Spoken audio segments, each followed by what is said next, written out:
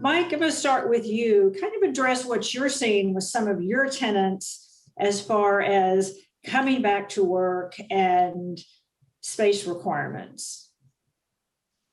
Yeah, thanks, Susan. Those were, it's been interesting to watch the media. Early in the pandemic, nobody was ever going to work in an office, and just gradually you've seen that changing when there was hope brought back with vaccines that, we could be human again and be together. I think we're seeing different things. In Texas, I would say our buildings are 30 to 80% occupied, call it plus or minus 50%. And then the buildings we have that are closer to the coast or on the coast are more like 10 or 15%. I think it's pretty reflective of kind of state or county policies. The other big thing I would say is happening is most of the small and medium customers are back in and working, but almost none of the really large companies are. And when we've talked to the CEOs of our clients, and we've done this several different times throughout the process just to help them and learn from them.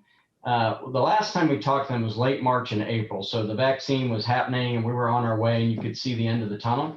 And I would tell you, all of them seem to be moving up the return to the office 90 days. And what I mean by that is, in it's called April 1, if they had originally thought it was January 22, it was now Labor Day.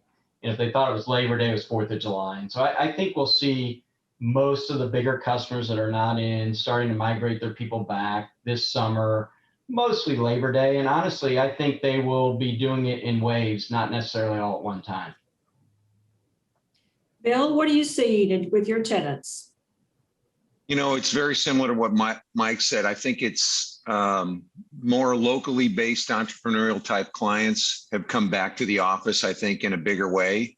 I think bigger companies have put off mostly till Labor Day.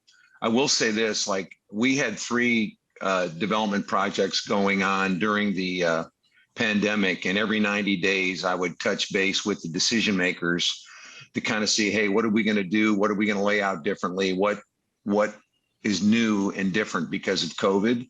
And in all 3 cases, they put procedures in the near term to address it, but they did not make any layout or structural changes on their interior fit out.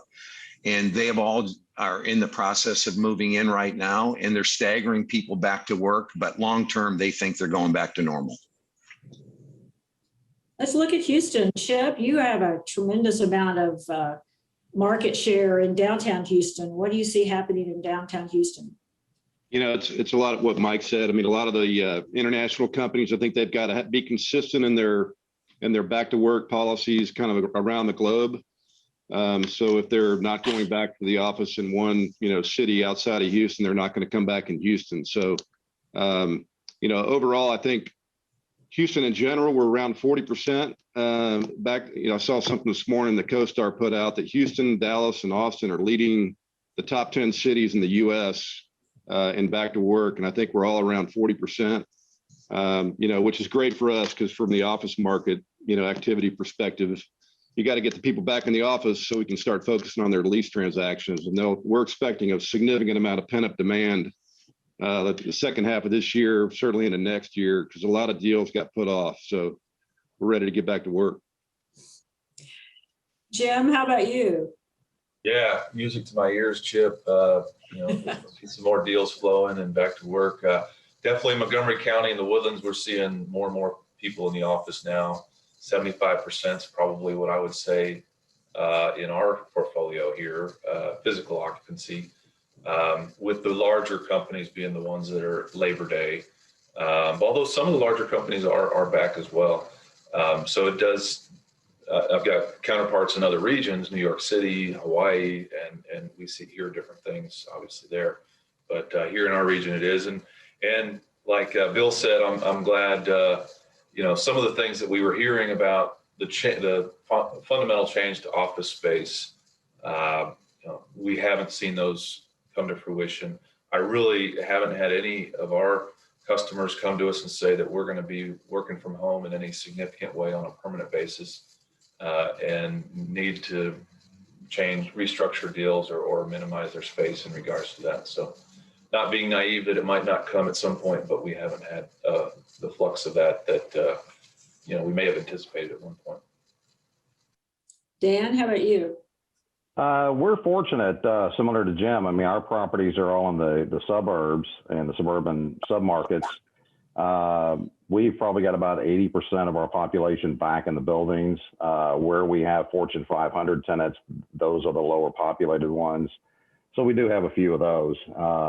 But the same thing that Jim was just saying, we haven't had any discussion about restructuring deals. We've had one tenant that kind of artificially tried to shrink their footprint, but after we started working through step by step, they ended up needing more space than they initially had. So that was a positive for us. We do see some spacing, more additional spacing of cubicle space than before.